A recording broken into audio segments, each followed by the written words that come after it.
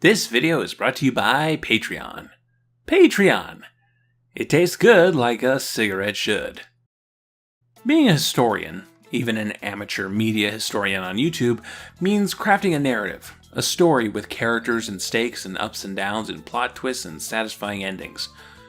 Right now, as we get into Nickelodeon 1985, I'm crafting the story about a woman taking over a sinking ship of a channel and turning it around to be one of the biggest cable networks of all time.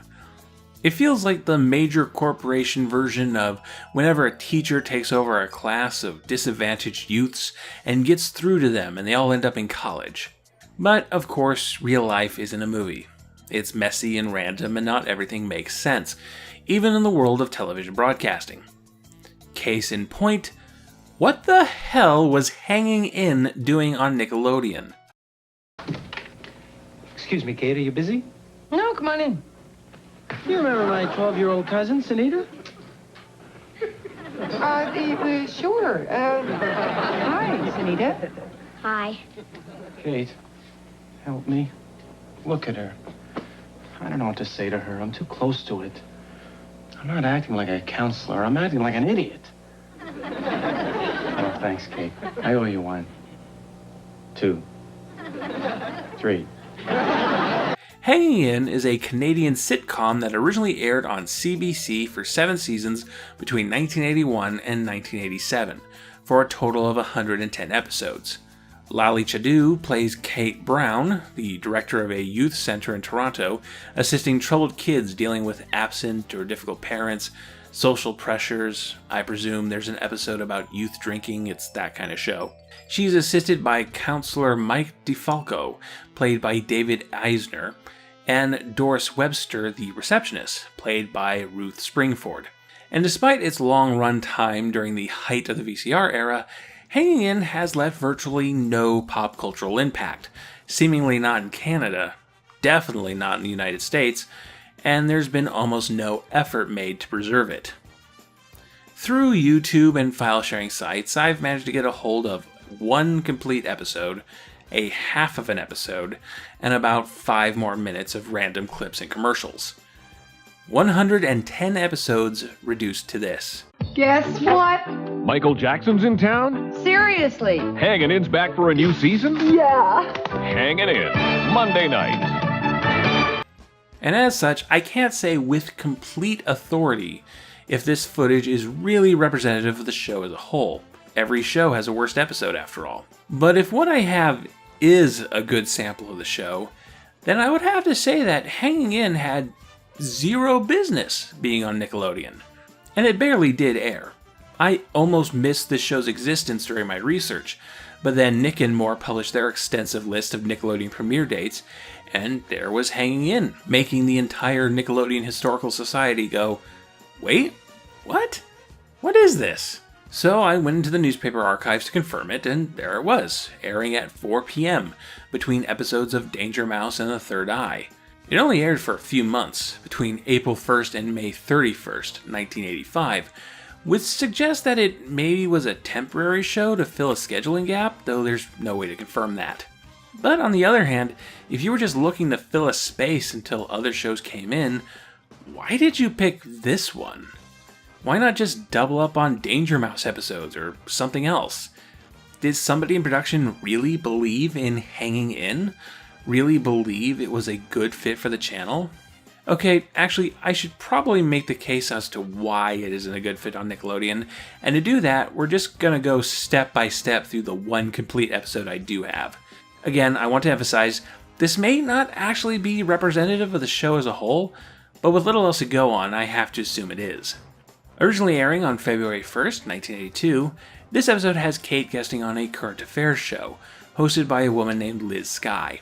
The subject is single mothers, with Liz framing Kate as the bad guy for saying that there tends to be more problems with families with no stay-at-home parent. Are you advocating that women give up their careers and devote themselves to their children on a full-time basis? Oh, no. Are you suggesting that a frustrated housewife would make a better mother than a working woman who is personally fulfilled? No, Are you saying that those women should turn back the clock and give up their hard-won advances? One of the first things that jumps out at you while watching this episode is how anti-feminist it is. And by that, I don't mean it's a misogynist text. I mean the episode's main antagonist is a straw man of an extreme, bra-burning second-wave feminist, something that is mocked by our protagonists. Well, the next guest was a feminist psychologist who believed that children didn't need fathers at all. I'll bet if that TV host had a daughter, she'd been born with a picket sign in her hand. Liz Sky's daughter, Deb, shows up to the youth center to ask for some advice. Deb feels like her mother is too controlling of her life, trying to force her into college when her interests are more in things like beauty pageants and the ice capades, which is in conflict with Liz's feminist values. Well, last month I entered a beauty pageant. She really hated that. I bet she did.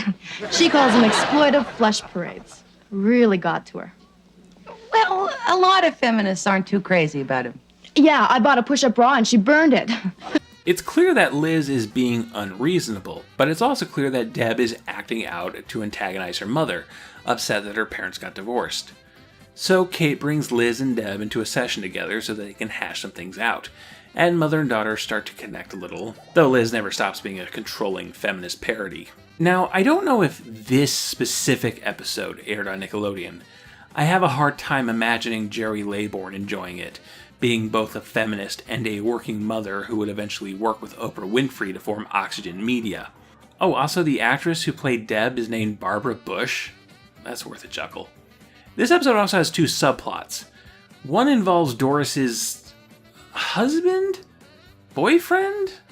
A guy named Ted having what he thinks is a heart attack, leading to one of the most inappropriate laugh track moments I've seen in a sitcom. Numbness in your arm? Are you short of breath? Oh my God. He's having a heart attack! The man on the phone is dying. Isn't that hilarious?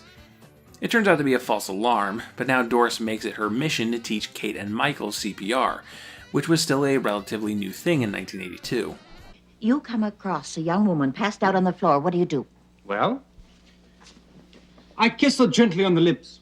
She awakens and makes me breakfast. Get out of here. That's sexual assault. Isn't that hilarious? Anyway, this goes nowhere. You'd think one of the characters would have to administer CPR at some point, but nah. The second plot is the best part of the episode, but not by a huge margin. Michael is counseling Arnie, a 16-year-old boy who hides his insecurities around girls by clowning around, namely doing Groucho Marx impersonations. Michael gives him some tips about breaking out of his shell, and Arnie goes on a date, but comes back to report that he got too nervous when an opportunity for sex came up. Arnie, casual sex isn't for everyone. It is for everyone I know. All right, so you're different. So you have to get to know a girl first. It's called knowing your own values. So the show is both pro-casual sex and pro-it's okay to consent to sex on your own terms. Putting aside the questions of if this is an appropriate topic for a show airing on a children's cable network, that's a pretty progressive view on sex. It avoids an abstinence-only approach to teenage sexuality, but doesn't shame Arnie for abstaining from sex, doesn't shame him for still being a virgin. When male virginity is often a punchline in sex comedies, it's kind of refreshing to see it normalized here. Men don't have to be sexually aggressive horn dogs. I kiss her gently on the lips. She awakens and makes me breakfast. Get out of here. Oh, right. Yeah. The Arnie subplot is alright, but the episode overall is pretty crappy, even putting aside the uncomfortable politics. With three entirely unrelated plots happening in parallel, nothing feels like it's getting the right amount of attention and screen time. Nothing is resolved, there's no payoff to things clearly set up, and it's just not that funny. So Hangin In originally ran on CBC, or the Canadian Broadcasting Corporation, founded as a radio network in 1936 and expanding into television in 1952. For the longest time, CBC had struggled to get original, successful drama productions going. News and current events, sports, variety shows, sure, fine, but police procedurals, adventure shows, sitcoms, that's a lot of work. Part of the problem stems from the fact that Canada didn't have a huge pre-television history of theater and film to pull talent from, putting it behind the States in terms of resources and infrastructure.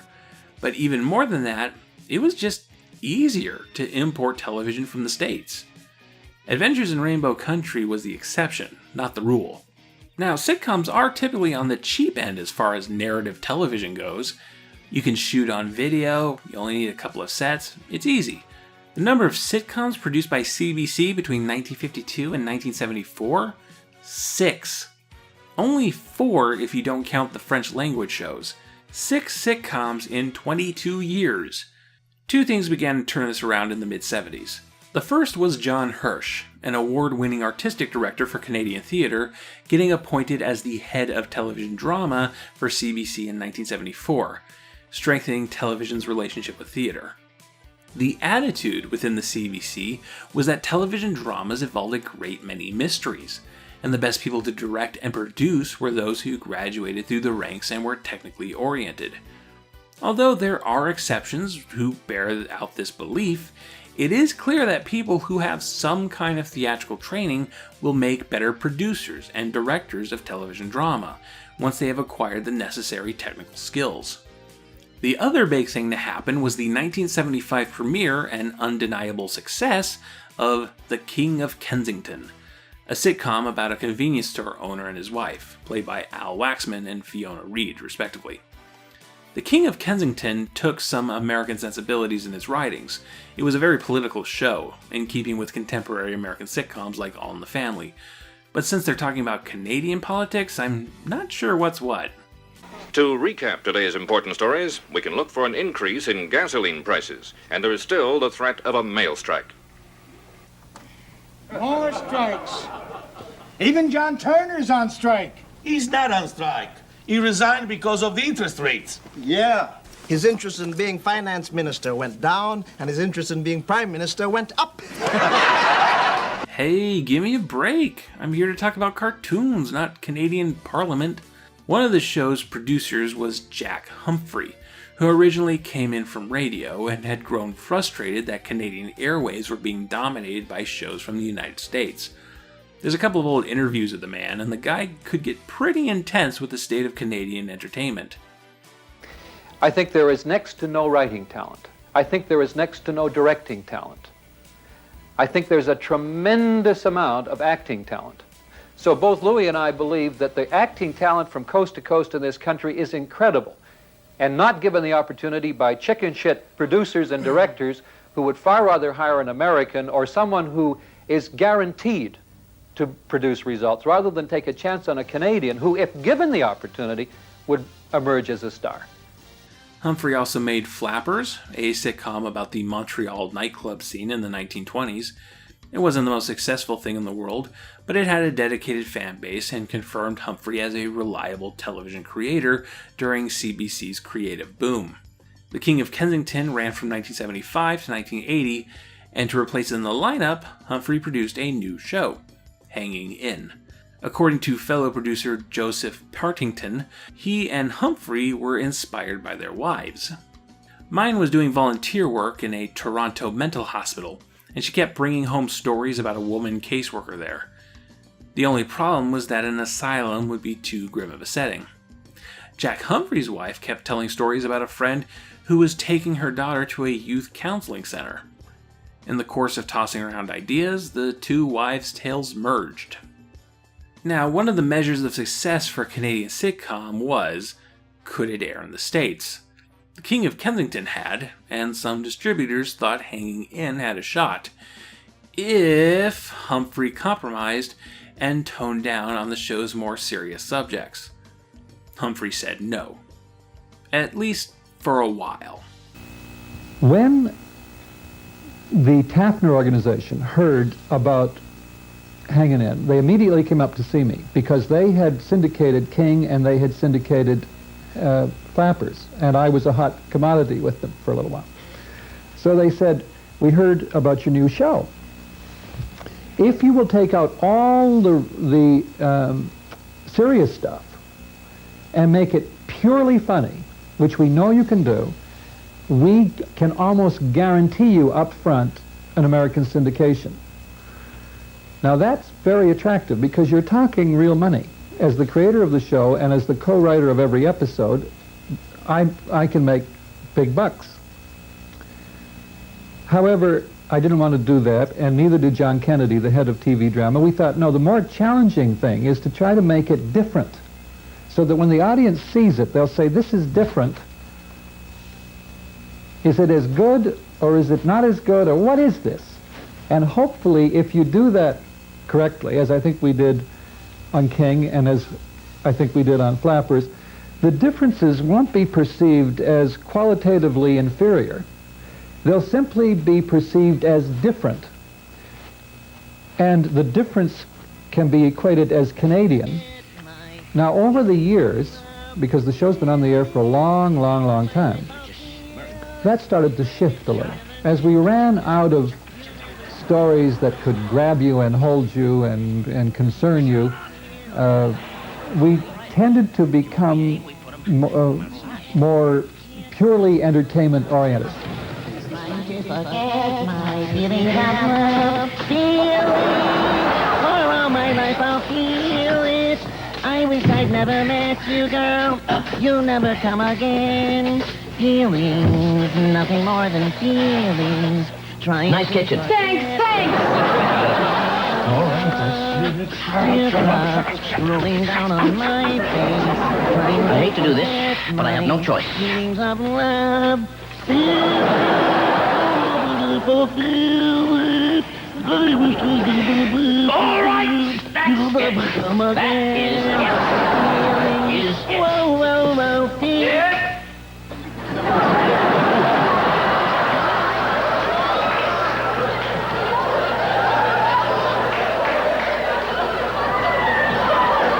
And that's the point that we have reached now with Hangin' In. You never want to hear, we ran out of ideas but kept the show going anyway. But keep it going they did, through the bulk of the 80s. And it, well, despite its longevity, people didn't seem to like it that much. Consider this review from the Saskatchewan paper The Leader Post from February 27, 1981.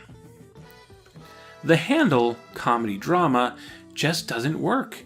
The comedy isn't funny, and the drama has all the tension and interest of a Super Lotto commercial.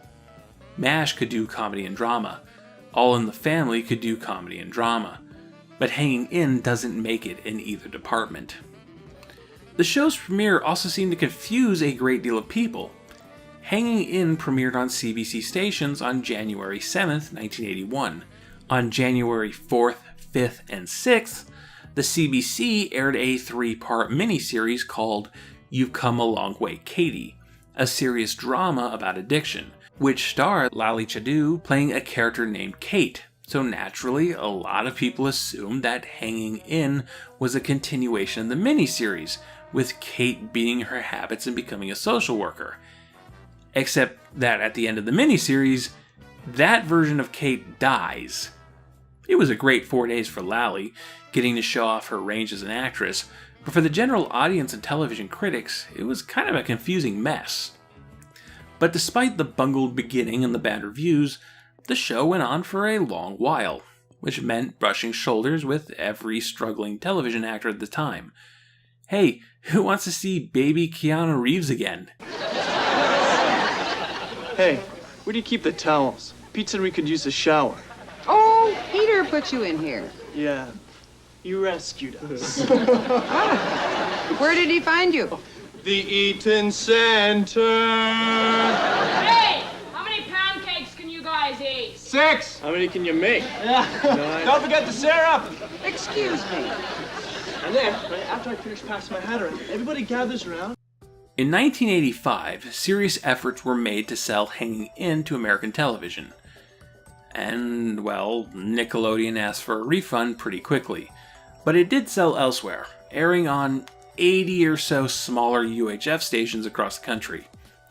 In 1987, after 7 seasons, 2 more than the more well-loved King of Kensington got, it was time to close up shop. But the CBS wanted a direct continuation. The US had found a lot of success in making a bunch of sitcom spin-offs, so why can't CBC do that? But instead of spinning off a character everybody already knew and loved, they tried to force it. For the final 5 episodes of the show, Kate was replaced by Fiona Reed. Remember her? Playing a character named Maggie. The plan was to create a new show starring Maggie as the director of a halfway house for young offenders. However, that didn't happen. I don't know exactly why. Maybe they realized that was a pretty crappy way to do a spin-off, but it probably had something to do with Jack Humphrey dying of cancer in April of 1987 at the tragically young age of 54. And that was that. Hanging In ended, and gradually fell into pop culture obscura over the next 30 plus years. But to bring this back to the original question, why was this on Nickelodeon? It doesn't really fit. Let's compare it to another imported show Nickelodeon was airing at the same time, Powerhouse. They certainly have parallels. They're both shows about a community center where young people deal with a lot of heavy subjects.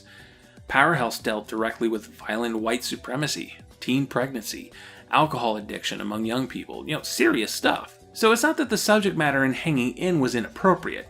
I don't even think the sex stuff in the episode we talked about was inappropriate for the somewhat older audience Nickelodeon catered to in the afternoon hours. The core difference between Powerhouse and Hanging In, besides genre of course, is how these stories and issues are framed. For just about every show on Nickelodeon at this time, children are either the point of view character, as in Lassie, Belle and Sebastian, You Can't Do That on Television, etc., or the children watching are in some way being empowered by the adults. The Kids' Rights crew performs your stories. Livewire lets you ask the questions. Nick Rock plays the music videos you request. The only real exceptions to this were Pinwheel and Danger Mouse, which were just universally entertaining, and Out of Control, which suffered from the lack of child involvement. The kids in Powerhouse are the main characters. It's from their point of view we engage with the stories. The kids in Hanging In are guest stars, a rotating cast of whoever's, while the point of view characters are the adult staff. Like, imagine if Mr. Ernst was the main character of Hey Dude, and the kids at the Dude Ranch changed every episode. It wouldn't be nearly as fun and engaging, right?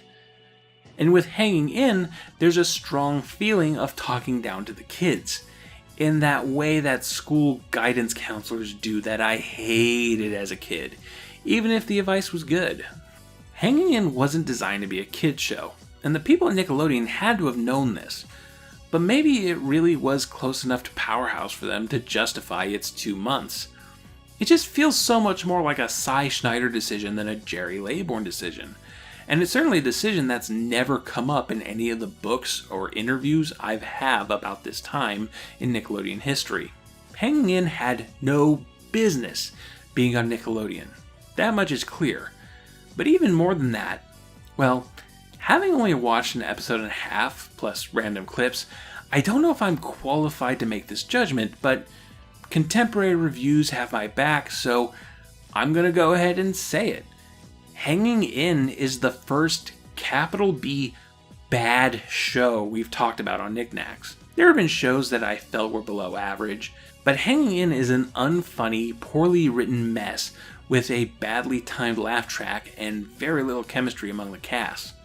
It looks cheap, and its politics are a mixed bag at best. But, you know what? I can't get mad. It just doesn't matter that much.